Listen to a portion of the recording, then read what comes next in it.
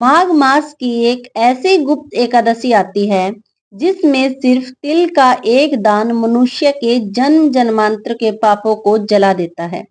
यह एकादशी केवल व्रत नहीं, यह वह दिव्य द्वार है जो दरिद्रता को नष्ट कर धन, सौभाग्य और मोक्ष तक का मार्ग खोल देता है। आज हम आपको बताएंगे सटतीला एकादशी का वह रहस्य जिसे जानकर समय देवता भी चकित रह जाते हैं। साल 2026 में सटतीला एकादशी का व्रत किस दिन रखा जा रहा है, हरिवासर का समय कब समाप्त होगा, तुलसी के पत्ते कब तोड़े जाएंगे, व्रत पारण करने का शुभ मुहूर्त क्या रहेगा और इस बार एकादशी का व्रत वृद्धि योग में रखा जा रहा है। वृद्धि योग का क्या महत्व होता है, यह भी आप जानेंगे।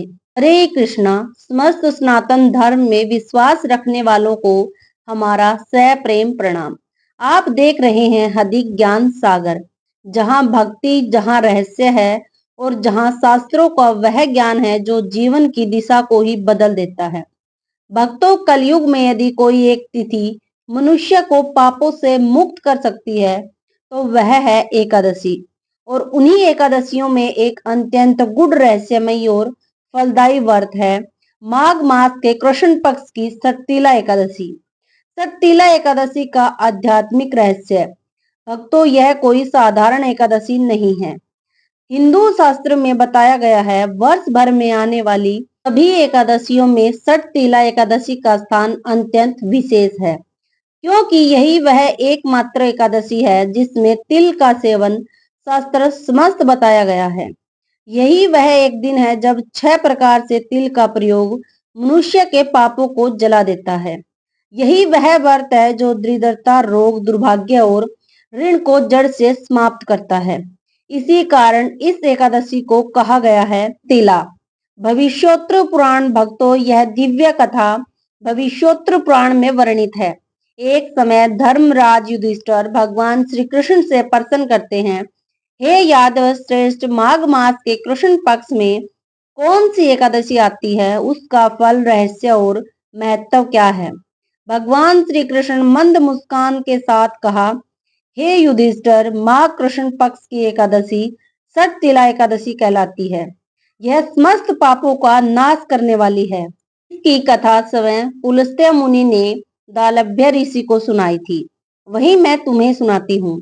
यदि आप भी चाहते हैं ऐसी दुर्लभ और गुप्त धार्मिक कथाएं नियमित रूप से सुनना, तो अभी अधिक ज्ञान सागर चैनल को सब्सक्राइब करें और वीडियो को लाइक करें और इसे अधिक से अधिक शेयर करें, ताकि सनातन धर्म का प्रकाश हर घर पहुंचे। दालभ्य ऋषि पूछते हैं, हे मुनिवर, मृत्यु लोक में मनुष्य जाने अनजाने पाप करता है, उसे नरक की यातनाओं से बचाने का क्या उपाय है। पुलस्त्य मुनि कहते हैं, हे ऋषिवर, माघ कृष्ण पक्ष की सटतीला एकादशी वही उपाय है जो पापों को भस्म कर देती है। सटतीला एकादशी की विधि। इस दिन जिस भी व्यक्ति को व्रत करना है उसको चाहिए कि ब्रह्म मुहूर्त में उठे, स्नान, शुद्ध जल से स्नान करें, मतलब नल से ताजा जल भरें या फिर बाल्टी में थोड़ा सा गंगा जल डाल लें। इंद्रियों को संयम में रखें, काम, क्रोध, लोभ, अहंकार और निंदा, इन पांचों का त्याग करें और फिर भगवान श्री कृष्ण का स्मरण करें। 6 प्रकार से तिल का प्रयोग। गुप्त विधान। हमारे हिंदू शास्त्र में कहा गया है, तिल से स्नान, तिल मिश्रित जल का पान, तिल का अबटन लगाना, तिल का दान, तिल का हवन, तिल का सेवन मिश्रित मात्रा में। यही 6 कर्म इस एकादशी को अद्वितीय बनाते हैं। हवन और जागरण का महत्व। रात्रि में चंदन, कपूर, घी, तिल से भगवान विष्णु की पूजा करें। भगवान विष्णु का महामंत्र का जाप करें। ब्राह्मणी की अद्भुत कथा। प्राचीन काल में एक ब्राह्मणी थी जो कठोर तपस्या करती थी पर अन्न दान नहीं करती थी। भगवान श्री कृष्ण ब्राह्मण वेश में उसकी परीक्षा लेने पहुंचे। उसने भिक्षा पात्र में मिट्टी डाल दी। फल स्वरूप स्वर्ग जो तो मिला पर अन्न नहीं मिला। भगवान ने बताया, तुमने व्रत किया पर दान नहीं। सटतीला एकादशी का पालन करो। जब उसने इस एकादशी का व्रत किया, धन आया, सौभाग्य आया, अन्नपूर्णता आई।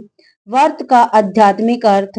व्रत अथवा उपवास का अर्थ केवल भूखा रहना नहीं, इंद्रियों पर नियंत्रित क्रोध नहीं, निंदा नहीं, व्यर्थ वार्तालाप नहीं। इस बार एकादशी तिथि 13 जनवरी दिन मंगलवार को दोपहर 3:18 से शुरू होगी। एकादशी तिथि 14 जनवरी दिन बुधवार को शाम 5:53 पर समाप्त होगी।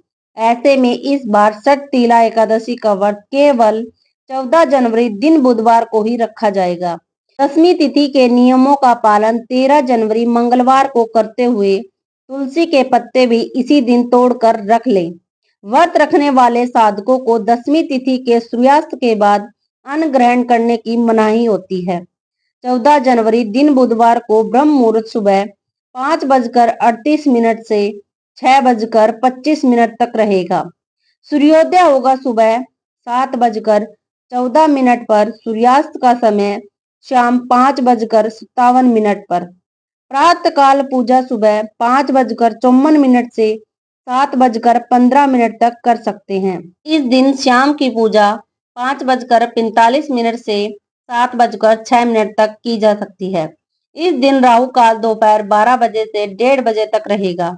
इस दिन पूजा दिन की अनुराधा नक्षत्र रहेगा। द्वितीय तिथि 14 जनवरी दिन बुधवार को शाम 5:54 से शुरू होगी और समाप्त होगी 15 जनवरी दिन गुरुवार को रात 8:16 पर। इसके बाद ये त्रयोदशी तिथि लग जाएगी। 15 जनवरी गुरुवार को ब्रह्म मुहूर्त सुबह 5:37 से 6:25 तक रहेगा। सूर्योदय होगा सुबह 7:14 पर। सूर्यास्त शाम 5:57 पर। प्रातः काल पूजा सुबह 5:54 से 7:15 तक कर सकते हैं। शाम की पूजा शाम 5:46 से 7:07 तक की जाएगी और इस दिन वृद्धि योग भी रहेगा जो कि रात 8:37 तक रहने वाला है। वृद्धि योग जैसा कि इसका नाम ही है, तो इस योग में किए गए कार्य में वृद्धि होती है। अगर आप नए रोजगार या व्यापार शुरू करने का सोच रहे हैं तो यह योग सबसे बढ़िया है। इस योग में किए गए काम में ना तो रुकावट आती है, ना ही कोई झगड़ा या अन्य विवाद होने की संभावना होती है। दिवाकर का समय जो कि द्वादशी तिथि लगते ही प्रारंभ हो जाता है। 14 जनवरी दिन बुधवार को रात 12 बजे तक समाप्त होगा। षटतिला एकादशी व्रत का पारण 15 जनवरी दिन गुरुवार को सुबह 7:15 से 9:21 के बीच में किया जाएगा। एकादशी का व्रत हमेशा निर्धारित शुभ मुहूर्त के अंदर ही खोलना चाहिए। एकादशी के दिन संभव हो तो व्रत रखने का संकल्प लेकर पूजा करें। दिन भर व्रत रखे भगवान विष्णु को इस दिन चंदन का तिलक लगाकर काले और सफेद तिल अर्पित करें। तिल से बनी हुई मिठाई का भोग तुलसी के पत्ते रखकर भगवान को अर्पित करें। व्रत की कथा पढ़े या सुने, आरती उतार कर क्षमा याचना करें और एकादशी व्रत के नियमों के अनुसार इस दिन चावल का त्याग करना चाहिए। गृहस्थ लोगों को भी अन्न का सेवन करने की मनाही होती है, इसीलिए फलाहार का सेवन सभी लोग कर सकते हैं।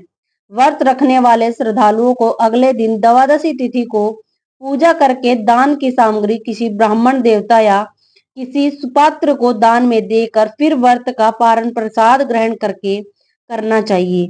इस दिन तुलसी पूजा करने से विशेष फल मिलता है। तुलसी को जल 3 परिक्रमा, तुलसी के सामने हरे कृष्ण का महामंत्र जप करने या हजारों योगों के बराबर का फल होता है। पारण और दान एकादशी व्रत दान के बिना अधूरा है। दान, तिल दान, वस्त्र दान जरूर करना चाहिए और आप जो भी दान करें वो दिल से करना चाहिए, तभी आपको उसका फल मिलता है।